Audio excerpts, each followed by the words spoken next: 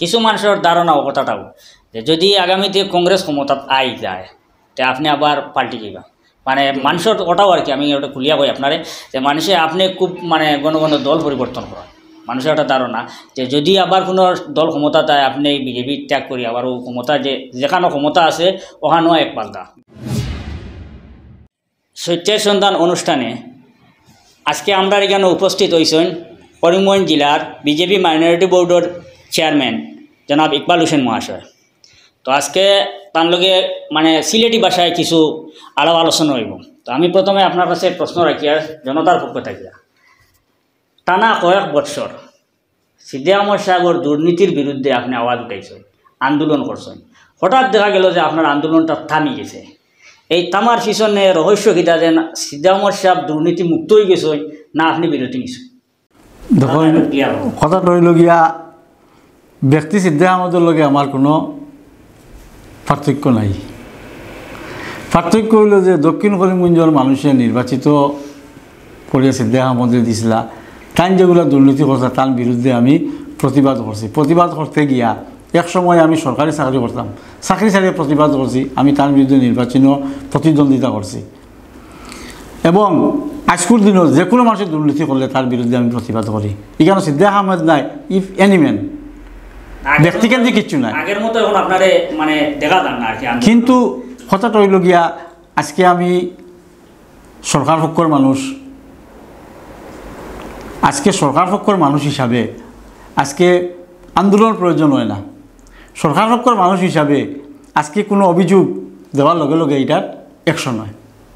গতিকে বিগত দিন আন্দোলন করতে লাগতো, কংগ্রেসের সরকার আছিল, কংগ্রেসের সরকারের সময় কংগ্রেসের যারা নেতা পাতি নেতাসকল আছে তারা প্রচুর দুর্নীতি করছেন এবং দুর্নীতি আন্দোলন করিয়া তার অ্যাকশন লইতে লাগছে। গতিকে আমি আমার জায়গাত আছি, যে দুর্নীতি করুক তার বিরুদ্ধে আমি আন্দোলন আজকের দিনও প্রস্তুত আছে করার লাগিয়া। আর বিশেষ করে সিদ্দিক আহমেদ যখন অসুস্থ সিদ্দিক আহমদের বিরুদ্ধে আর কিটা আন্দোলন করার বা প্রতিবাদ করার তো কোনো প্রয়োজন আছে বলে মনে করি না। কারণ আজকে একটা মানবতার কথা আছে, হিউম্যানিটির কথা আছে। একজন অসুস্থ মানুষ, রাজনীতি এক জিনিস, ব্যক্তিগত সম্পর্ক এক জিনিস। আজকে রাজনীতিকভাবে সিদ্দিক আহমদের লগে আমার বিরোধ হইতে পারে, কিন্তু ব্যক্তিগতভাবে আজকে একজন অসুস্থ সিদ্দিক আহমদের লগে আমার মতবিরোধ বা ডিফারেন্স থাকা উচিত নাই। আমি উপরলার গেছে আল্লাহর গেছে আমি প্রার্থনা করি যে সুস্থ কোয়া, সমাজের কাম করুক কোয়া, বালা কাম করলে আমি না সবই করবে বালা, বাদ কাম করলে সবই সমালোচনা করবো। মধ্যে কিছুদিন আপনার দেখা গেছে আবার সিদ্দিক আহমদ সাহেবের লগে এক ব্যানার অনেক জায়গায় দেখা গেছে শিলান্যাসও আপনিও আছেন। দেখুন আজকে সিদ্দিক আহমদ দক্ষিণ করিমগঞ্জের বিধায়ক, আসাম বিধানসভার সদস্য, আসাম ও বিজেপি সরকার। আজকে উন্নয়ন করতে হইলে সরকার পক্ষের মানুষের সহযোগিতার একান্ত প্রয়োজন আছে। আজকে দক্ষিণ করিমগঞ্জ আমি কিতার লাগে নির্বাচন প্রতিদ্বন্দ্বিতা করছি। আমি দক্ষিণ করিমগঞ্জ রাজনীতির লোকে আজকে দীর্ঘত বছর জড়িত। একমাত্র হইল দক্ষিণ করিমগঞ্জের উন্নয়নের স্বার্থে সিদ্দিক আহমদের যেভাবে কোনো উন্নয়ন প্রকল্প আজকে ভিত্তি স্থাপনও যেভাবে আমি যাই, বিগত দিনে ইউডিএফের বিধায়ক আসলা আজিজ আহমেদ খান সাহেব, আপনারা দেখছেন বিভিন্ন শিলান্যাস অনুষ্ঠানও আমি যাইতাম। বিধায়ক আজিজ আহমেদ খান বিরোধী দল হইলেও সরকার আসলো বিজেপির। গতিকে বিজেপির সরকার, বিজেপির শাসক দলের সরকার হিসাবে, তাছাড়া আমি আসাম সরকারের মাইনরিটি ডেভেলপমেন্ট বোর্ডের করিমগঞ্জ জেলার চেয়ারম্যান। এটা গভর্নমেন্ট নোটিফাইড, এটা গভর্নরের নোটিফিকেশন, কোনো পার্টি লেভেল নাই। গতিকে যে কোনো সরকারি অনুষ্ঠানও যে কোনো কিছুতে আমার নিমন্ত্রণ থাকে, আমি যাওয়ার চেষ্টা করি এবং সহযোগিতারও চেষ্টা করি। এখন মানে আপনি তো কয়েক বছর দেখিয়া মাইনরিটি ডেভেলপমেন্টের চেয়ারম্যান, কয়েক বছর না, আমরা তো নোটিফিকেশন হয়েছে গত 2019 সালে। এই বোর্ডটা 5 বছরের বোর্ড। 5 বছর যখন কমপ্লিট হইব তখন সরকারে আমার রাখতে পারে চেঞ্জ করে অনুরোধ। 5 বছর পূর্ণ হওয়ার পথে, 5 বছর পূর্ণ আমার প্রায় 3 বছরের মতো পূর্ণ হয়ে গেছে, আর 2 বছর বাকি আছে। এই 3 বছরে আপনি মাইনরিটি কিতা করছেন? মাইনরিটি কিতা করছি বলতে প্রথম কথাটা হইল গিয়া আমরা মাইনরিটি যে ডেভেলপমেন্ট বোর্ড, এই ডেভেলপমেন্ট বোর্ডের মাধ্যমে আমরা সরকারের ছাত্রছাত্রীরে বিনামূল্যে স্কলারশিপ দেয়।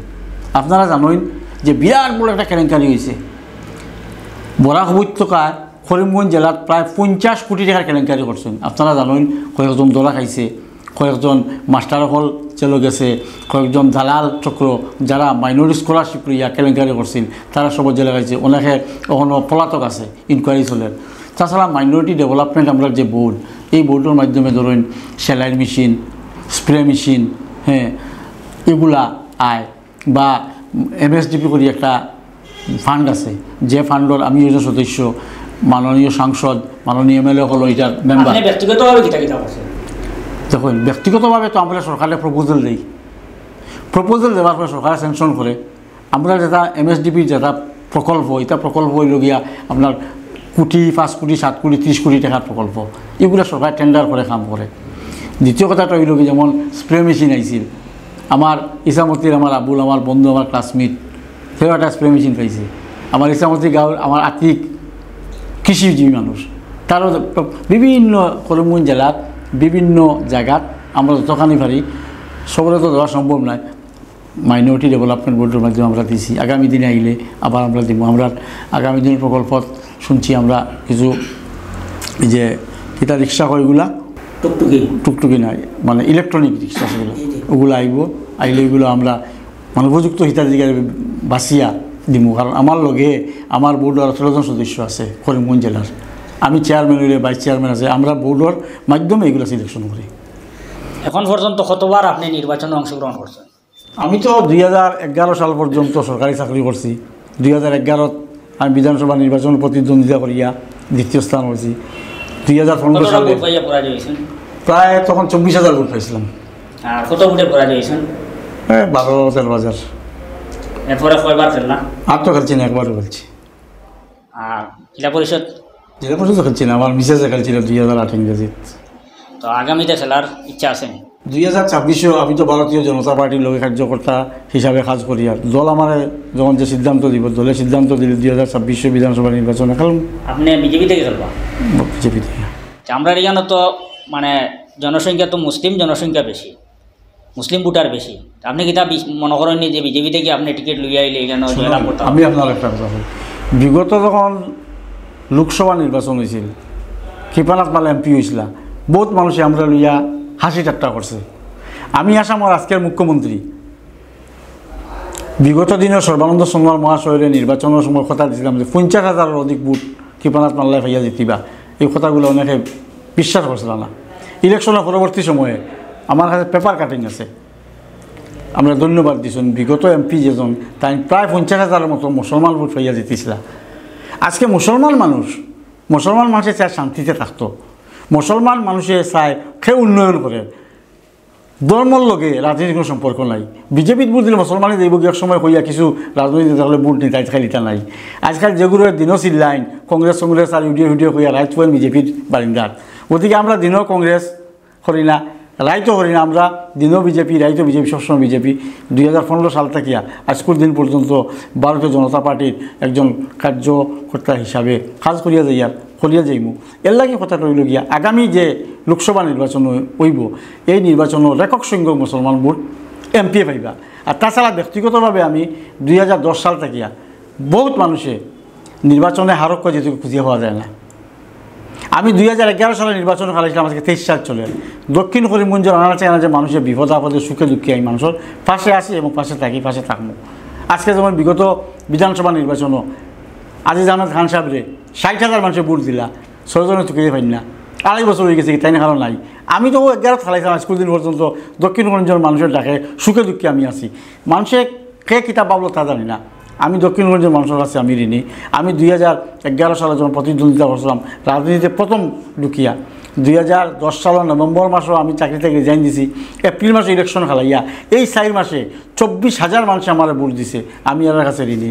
আমি নির্বাচনে দাঁড়াই চাই না দাঁড়াই, আমি MLA হই চাই না হই, যতদিন বেঁচে থাকবো দক্ষিণ করিমগঞ্জের মানুষের সুখে দুঃখে আমি পাশে থাকবো, এটা আমার প্রতিশ্রুতি।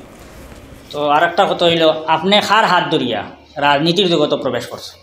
দেখুন, আমি আমি চাকরি করতাম, আমি সরকারি চাকরিজীবী। বিভিন্ন রাজনৈতিক নেতার সঙ্গে আমার সম্পর্ক আছে এবং বিশেষ করে আমি যখন প্রথম রাজনীতিতে আসি তখন আমি পঞ্চায়েত রুরাল ডেভেলপমেন্ট ডিপার্টমেন্টে আমার চাকরি হয়। এই সময় মন্ত্রী আসলা গৌতম রায় এবং পরবর্তী সময়ে শহীদুল আলম চৌধুরী সাহেব যখন AGP সরকার আইল, পঞ্চায়েত রুরাল ডেভেলপমেন্টের মিনিস্টার হইলা, ঠিক আমার তার সঙ্গে সহযোগিতা করিয়া যথেষ্ট কাজকর্ম মানুষের করিয়া দিছি। পরবর্তীতে আবার গৌতম রায় আইলা, গৌতম রায় হওয়ার পরে গৌতম রায়ের লোক আপনারা সবাই জানেন আমার একটা ভালো সম্পর্ক ছিল। গৌতম রায় যে কাজ জানে আমি আপনারা দোয়ায় চাকরি করলেও চাকরির লোকের সামাজিক সম্পর্ক আমার ছিল, মানুষের কাজকর্ম করার প্রচেষ্টা করতাম, তো কাজ করিয়া যাইতাম। একটা সময়ে যখন সিদ্দিক আহমদ সাহেবের লগে আমার ডিফারেন্স ক্রিয়েট হইল, তখন গৌতম রায় মহাশয়ের আমি গিয়া ডিটেলস কইছি যে আমি চাকরি করলেও লগে আমার কিছু মানুষের কাজকর্ম করার তাই সহযোগিতা করছি, এবং এক সময় পরিস্থিতি দাঁড়াইছে আমি চাকরি চালিয়া রাজনীতিতে লাগছে। কিছু মানুষের ধারণা ও কথাটাও যে যদি আগামীতে কংগ্রেস ক্ষমতাত আই যায় তে আপনি আবার পাল্টি যাইবা, মানে মানুষের ওটাও আর কি আমি ওটা খুলিয়া কই আপনারে যে মানুষে আপনি খুব মানে ঘন ঘন দল পরিবর্তন করেন। মানুষের একটা ধারণা যে যদি আবার কোনো দল ক্ষমতা দেয় আপনি বিজেপি ত্যাগ করি আবার ও ক্ষমতা যেখানে ক্ষমতা আছে ওখানেও এক পাল্টা। দেখুন কথাটা হইল কি, মানুষে কিতা কইল তাতে আমার কিছু যায় না, মানুষে তো কইব, মানুষে কইতো কোয়ার নাই দেখতে আছে। কথাটা হইল গিয়া যে আমার সঙ্গে মাটির লোকের সম্পর্ক আছে। আমি দক্ষিণ করিমগঞ্জের খার ফাঁকগড় কিতা রান্দাওয়ার এই খবর আমার কাছে আছে, ইগো আমার কাছে থাকে। আমি দক্ষিণ করিমগঞ্জ জাতি ধর্ম বর্ণ নির্বিশেষে সব মানুষের লগে আমার সম্পর্ক আছে। গতিকে কথা কইল গিয়া কংগ্রেসের নাম লইয়া যারা আমার কংগ্রেস যাওয়ার কথা বা আমি যাইতাম পারি যারা কয় তারা ওখান কইবা কংগ্রেস বলে কিচ্ছু আজকের দিনও আসেনি, আজকের রেজাল্টে তারা গেছে আবার কংগ্রেস আবার মুখ লইনি। আমি একটা প্রেস মিট দিয়েছি পূর্বাঞ্চল, আমি কইছি আগামী দিনও কংগ্রেসে আর ই কেন মানে যে প্রতিদ্বন্দ্বিতা না করাই বলা আর আরিব জানিয়ে প্রতিদ্বন্দ্বিতা না করাই বলা মুখ রক্ষার প্রতিদ্বন্দ্বী করে করতো। গতিকে কংগ্রেস আর প্রশ্ন উঠে না। জনসাধারণ উদ্দেশ্যে আজকে আপনার কোনো বক্তব্য আসেনি? তখন কথাটা হইল গিয়া আমি দক্ষিণ করিমগঞ্জের মানুষের কাছে আমি ঋণী। আমার মতো বহুত মানুষ এই সমাজের ঠেলা চালায় রিক্সা চালায়। আমি সরকারি চাকরি ছাড়িয়া আজকে রাজনীতি আইছি দক্ষিণ করিমগঞ্জের মানুষের কথা চিন্তা করিয়া। আজকে 2011 সালে প্রায় 24,000 মানুষ আমার ভোট দিছে, যখন কংগ্রেসের গভর্নমেন্ট আছিল, যখন কংগ্রেসের তমতমি আছিল, যখন সিদ্দিক আহমেদ সাহেব পার্লামেন্টের সেক্রেটারি আসলা, যখন সোনিয়া গান্ধী নীলামবাজারের ফুরান গ্রামও আইয়া নির্বাচনের প্রতিশ্রুতি সিদ্দিক আহমদ সাহেব আপনারা দিতে দিলে মন্ত্রীদের সেই সময় 24,000 মানুষ আমার ভোট দিয়েছিল। আমি এর কাছে ঋণী। আমি কোনোদিন বিদায় হই চাই না হই, আমি অন্তত দক্ষিণ করিমগঞ্জের মানুষের পাশে চিরদিন তার যোজনায় বাঁচতে মানুষের সুখে দুঃখে থাকা, এটা আমার প্রতিশ্রুতি। একটা জিনিস মানে পরিষ্কার সামনে আছে, গুরু আর শিষ্য একসাথে দল পরিবর্তন করছে, তো তোমরা আর আপনি মানে আপনি টান দেখিয়া করছেন নি না আপনি বিজেপির কোনো বালা সাইড দেখিয়া করছেন? আমি আমার কোনো কংগ্রেসের সদস্য আমার নাই, আমি কোনোদিন কংগ্রেস দলের কোনো সদস্য আমার নাই, মেম্বারশিপ নাই। আমি চাকরি ছাড়িয়াও ভোট খেলাইছি, তৃণমূল কংগ্রেসের কিচ্ছু আসিল না নির্দল হিসাবে। আর পরবর্তী সময়ে আমি বিজেপি জয়েন করছি, আমি অন্য কোনো দলও গেছি না। আমি টিএমসি মানে এর লাইকে ইন্ডিপেন্ডেন্ট হিসেবে ভোট খেলাইছি। আর হেমন্ত বিশ্ব শর্মা মহাশয় যখন 2015 সালে ভারতীয় জনতা পার্টি যোগদান করছেন, তাই আমার ডাকিয়া নিয়ে কইছেন যোগদান করার লাগিয়া। আমি কোনো প্রশ্ন না করিয়াও ভারতীয় জনতা পার্টি যোগদান করতাম 2015 থেকে আজকের দিন পর্যন্ত আমি আছি। বহুত নেতায় দল পরিবর্তন করেন, হমুক করেন তমুক করেন করিয়া ভোট খেলানি লাগে, স্বার্থর লাগে, লোভর লাগে। আমার কাছে লোভ নাই, আমার লোভ জনগণের কাম করা। গত বিধানসভা নির্বাচনের সময় আপনারা জানেন যেদিন আমি টিকিট পাইছি না, ভারতীয় জনতা পার্টির প্রার্থী হিসাবে টিকিট পাইছি না, আমি গুয়াহাটিতে যাওয়ার পরে কিছু কর্মকর্তা হলে বাড়িতে দেখাইছিলাম। 8-10 হাজার মানুষ আমার বাড়িতে হয়েছেন যেদিন আমি টিকিট পাইছি না। মানুষের জানেন কত মানুষের প্রেশার করছেন আপনি নির্দল ইন্ডিপেন্ডেন্ট। আমি কইছি বলে আমি দললাই কাজ করি যে দলের সিদ্ধান্ত মাথা পাতিয়া নিমু, একদিন দলে আমারে মূল্যায়ন করব। আর আমি আশাবাদী আজকের দিনে আসাম সরকারের করিমগঞ্জ জেলার মাইনরিটি ডেভেলপমেন্ট বোর্ডের চেয়ারম্যান আমারে ভারতীয় জনতা পার্টি দলে দিছে, এর চেয়ে বড় সম্মান আমার কাছে আর কিছু মনে করি না। তো দর্শক সকল ব্যাপার হয়েছে আরও অনেকের হয়তো মনের মাঝে অনেক প্রশ্ন জাগের আমরা ভিডিও দেখা অবস্থায়। যদি আপনারা কোনো প্রশ্ন রাখতে চান কমেন্টের মাধ্যমে রাখতে পারবা, প্রয়োজনে আবার তান্ডে আমরা এখানেও দেখাইনি। তো আজকে আমরা এখানেও সত্যের সন্ধান অনুষ্ঠানও আপনি মূল্যবান সময় দেওয়ার লাগিয়া আপনার অশেষ ধন্যবাদ আমরা বরাকণ্ঠ পরিবারের পক্ষ থেকে। ঠিক আছে, আমারও বরাকণ্ঠ পরিবারের সদস্যদের ধন্যবাদ জানাই যে আমার আজকে নিমন্ত্রণ করিয়া নিয়া সত্যের সন্ধানের মাধ্যমে জনগণের সামনে আমার মতামতটা আজকে পাবলিশ করার লাগিয়া ধন্যবাদ জানাই। আর পরবর্তী সময় যে কোনো সাহায্য সহযোগিতা বা কিছু লাগলে আমার ডাকবো, আমি ধন্যবাদ।